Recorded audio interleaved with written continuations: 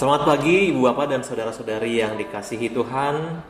Hari baik telah Tuhan berikan kembali bagi kita saat ini. Maka marilah kita mensyukuri kebaikan Tuhan itu dengan mengarahkan hati dan pikiran kita untuk mendengar Dia bersabda. Tetapi sebelumnya, marilah kita berdoa. Damai sejahtera Allah yang melampaui segala akal dan pikiran, itulah yang menyertai hati Bapak, Ibu, dan saudara-saudari sekalian di dalam Kristus Yesus Tuhan kita. Amin. Firman Tuhan bagi kita hari ini diambil dari kitab Mazmur pasal 63 ayatnya yang ke-5. Demikianlah sabda Allah. Demikianlah aku mau memuji Engkau seumur hidupku dan menaikkan tanganku demi namamu. Demikian firman Tuhan. Hati yang selalu merindukan Tuhan. Ibu bapak dan saudara-saudari yang dikasihi Tuhan Yesus Kristus, seorang anak kecil yang sangat merindukan ibunya kapan pulang.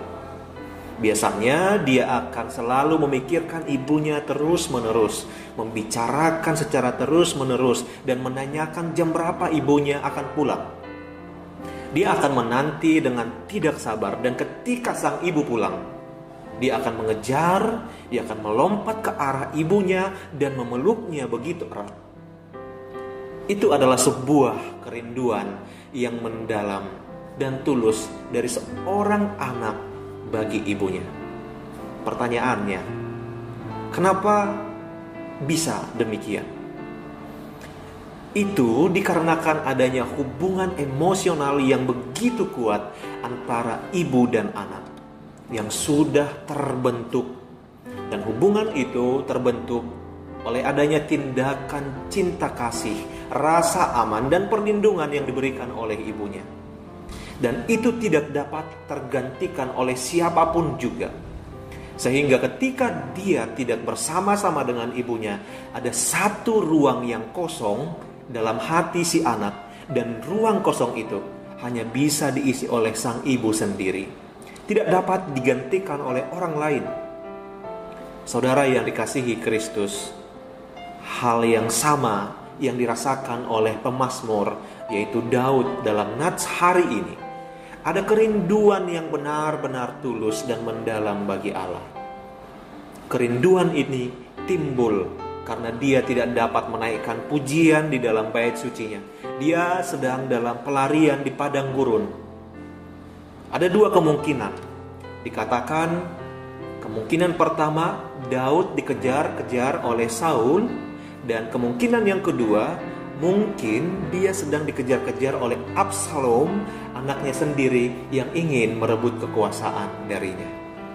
Selama pelariannya di padang gurun, dia selalu memikirkan Tuhan, merindukan Tuhan secara mendalam, dan selalu membicarakan Tuhan. Bahkan kerinduan tersebut dia gambarkan seperti rasa haus yang begitu menyiksa.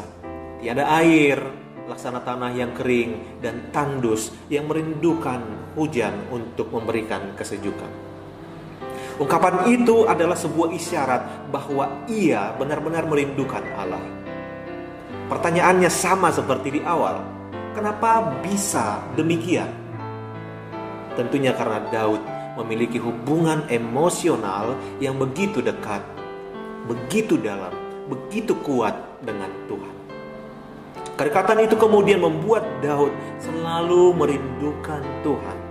Ada satu ruang kosong di dalam jiwa Daud yang hanya bisa diisi oleh Tuhan saja. Lalu bagaimana dengan kita, saudara yang dikasihi Kristus? Dalam kehidupan kita saat ini, apakah kita pernah benar-benar merindukan Tuhan? Kerinduan yang bukan hanya sekedar lip service atau di bibir saja, tetapi sebuah kerinduan yang benar-benar keluar dari lubuk hati yang paling dalam. Seperti yang Daud ungkapkan dalam teks hari ini.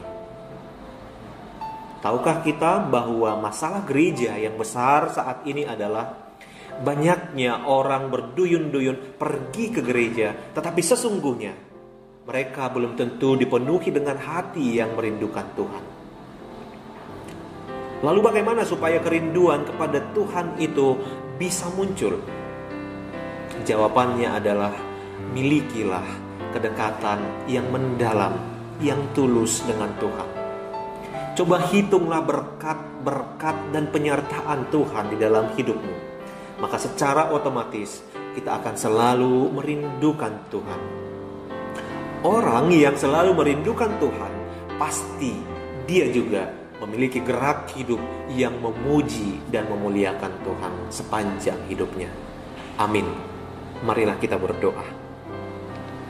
Ya Tuhan Allah, terima kasih atas hari yang Engkau telah berikan kembali bagi kami. Hari ini firman-Mu mengajar kami untuk memiliki hati yang selalu merindukan-Mu, sehingga setiap gerak hidup kami adalah rindu untuk memuliakan-Mu. Amin. Selamat beraktivitas buat Bapak Ibu dan saudara-saudari semua. Kiranya Tuhan selalu menjaga seluruh kehidupan kita.